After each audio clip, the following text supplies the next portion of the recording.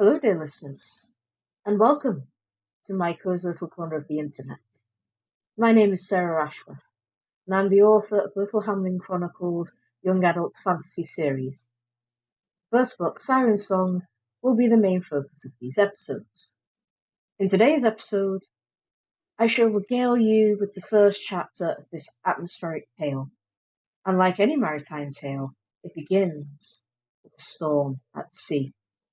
So, grab your favourite beverage, sit back, relax, and I shall begin. Chapter 1. Arrival. The dark sky flashed momentarily, illuminating the sea below as the waves crashed against one another. A thunderous roar echoed soon after, before the sky went dark once again. As the heavenly pattern repeated itself like clockwork, the fishing vessel was fighting against the furious waves. On board, a bell rang out loudly, as several men were battling hard to keep control of the vessel and stopping their catch from going overboard. The men's voices easily overlapped with the desperate rings of the bell and the thunder overhead. The vessel fought against the push and pull of waves in a very precarious stalemate. Below deck, a hooded man was pacing around. He felt restless, which wasn't helped by the men running around doing the tasks needed to keep them alive.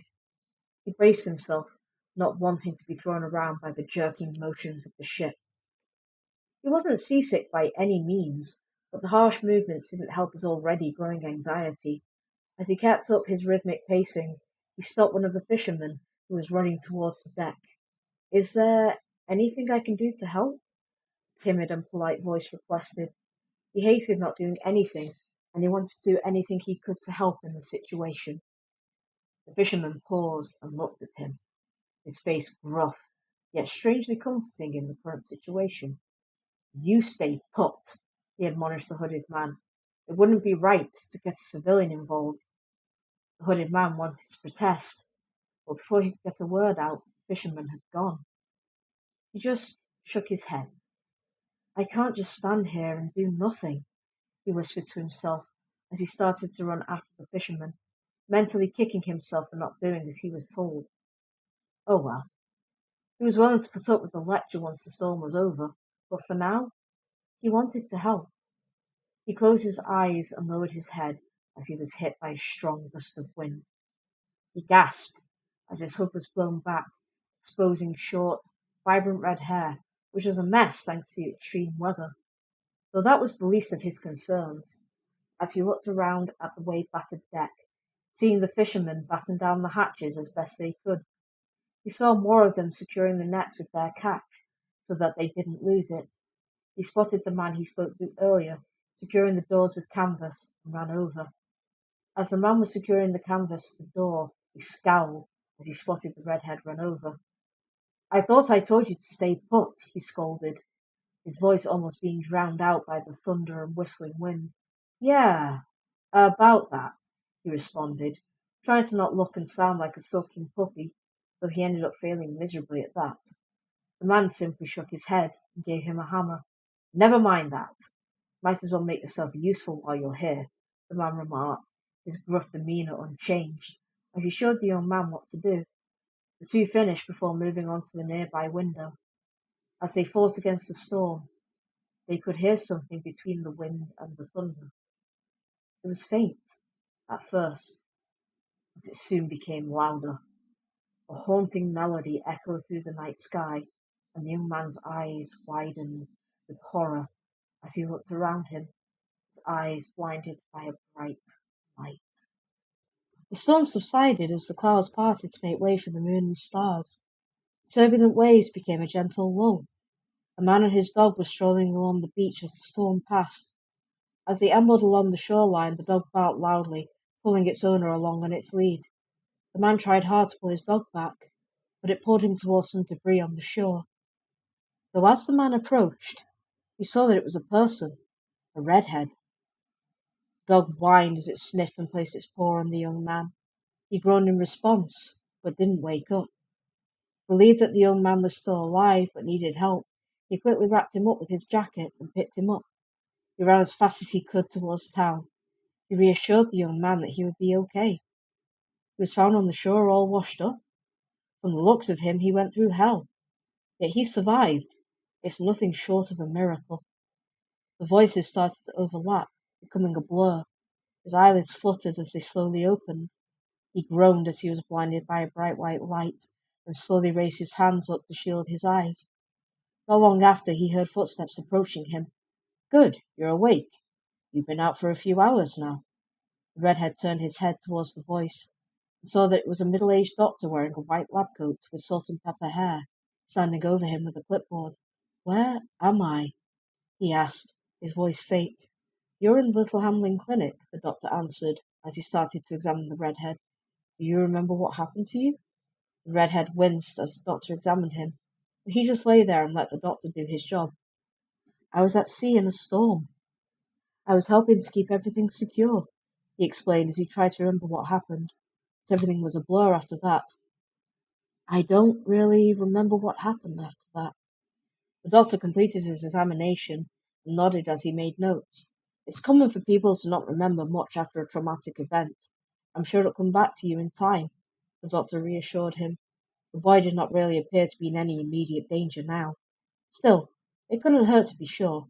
While there are no physical injuries, I would like to keep you in for 24 hours just to monitor you." The young man's lip quivered.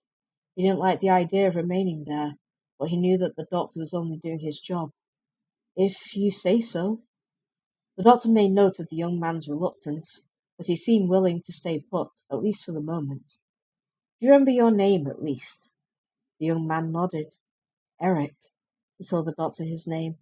"Do you have a last name?" "I don't really feel comfortable giving out my last name." The doctor hummed softly to himself as he wrote more notes. The young man was strange, she could tell by looking at him, but he seemed polite enough, and they at least had a name for him. There wasn't much that could be done for now, and the boy was safe. "I'll let you rest for now.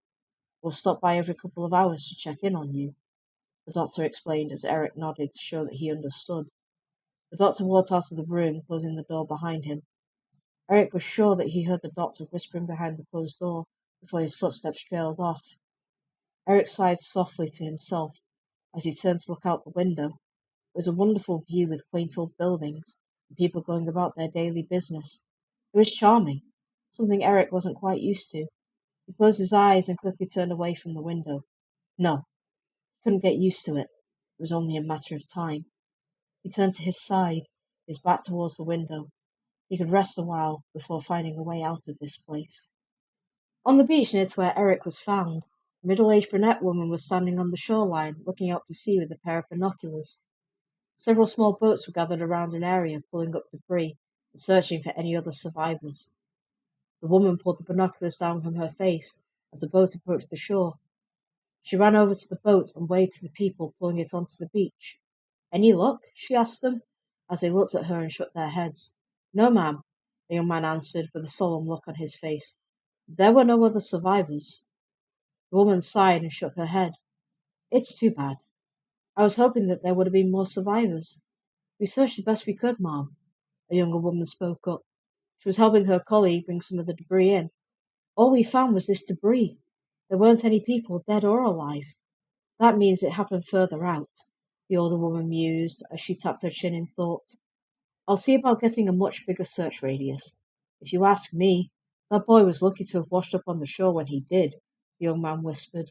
"Yes, if he was left out there any longer, I dread to think what would have happened," the older woman remarked as she smiled, happy that he was alive. "I heard he woke up not too long ago." "Are you going to visit him?" the younger woman questioned. Admittedly, she wanted to know how he was doing as well. "No. The poor boy has been through enough already without being asked more questions about what happened," the older woman responded sternly. "Best let him rest for now."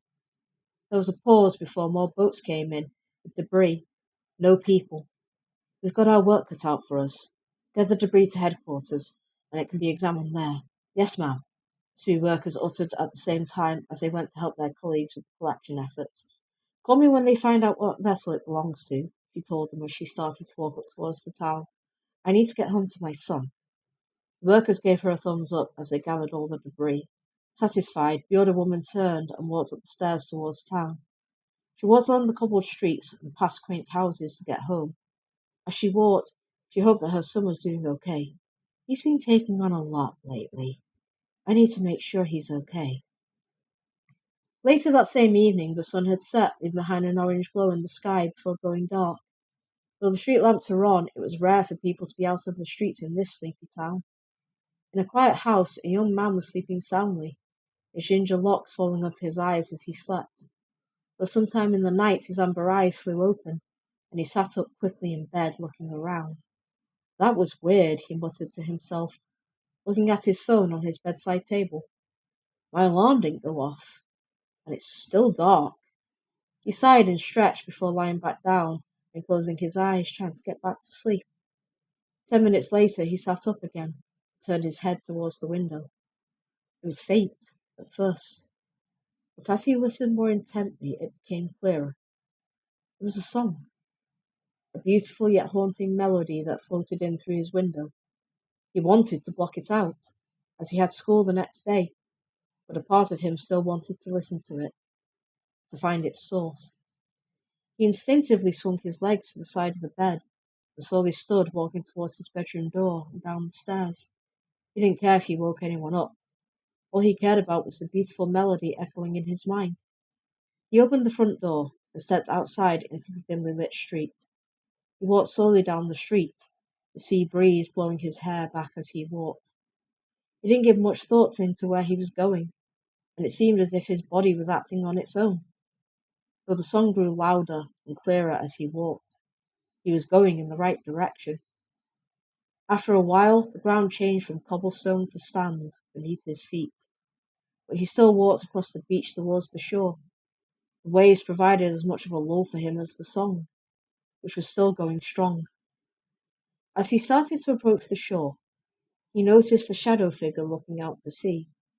Though he couldn't see any facial features, he felt drawn to it.